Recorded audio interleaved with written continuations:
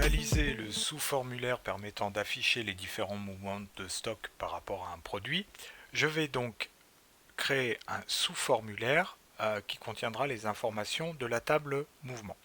Donc je vais choisir dans mes boutons de contrôle la partie correspondant au sous-formulaire et au sous-état. Je vais dessiner mon sous-formulaire et je vais pouvoir donc faire un sous-formulaire correspondant à la table mouvement. Je n'ai pas besoin de prendre la clé primaire de ce sous-formulaire. Je vais prendre tous les autres éléments. Je vais évidemment choisir mes éléments de jointure, à savoir la clé primaire de la table produit et la clé étrangère de la table mouvement. Et je vais appeler ce sous-formulaire SF stock pour dire que c'est le sous-formulaire de la fiche de stock. Donc mon sous-formulaire est créé, je vais pouvoir maintenant améliorer la mise en forme.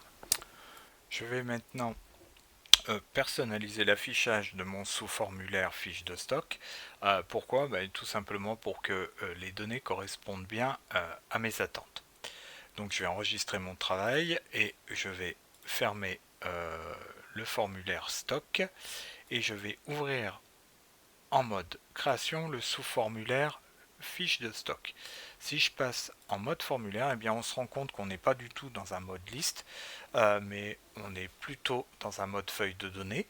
Donc je vais modifier cet élément-là en repassant en mode création et en choisissant plutôt que affichage par défaut feuille de données, je vais prendre formulaire continu.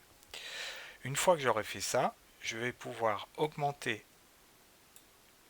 la hauteur de mon en-tête de formulaire et je vais copier tous mes libellés de champ, je vais les couper, et je vais les coller dans l'en-tête de formulaire. Pourquoi? Eh bien tout simplement pour que je m'en serve comme en-tête de colonne. Alors, je vais réduire un petit peu les tailles comme ça, je vais modifier les différentes positions.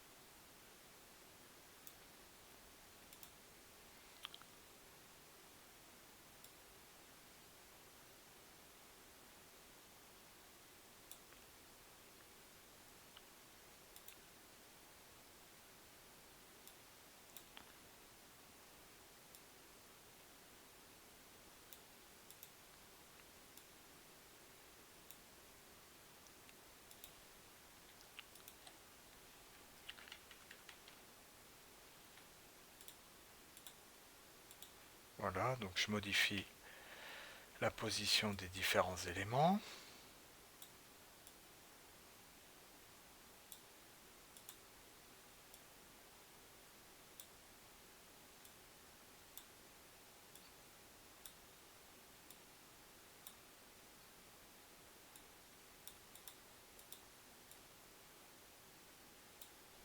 Alors, cette partie liée à la clé étrangère, je vais pouvoir la rendre invisible. Pourquoi? Bien tout simplement parce que ça ne m'intéresse pas d'avoir ces informations-là.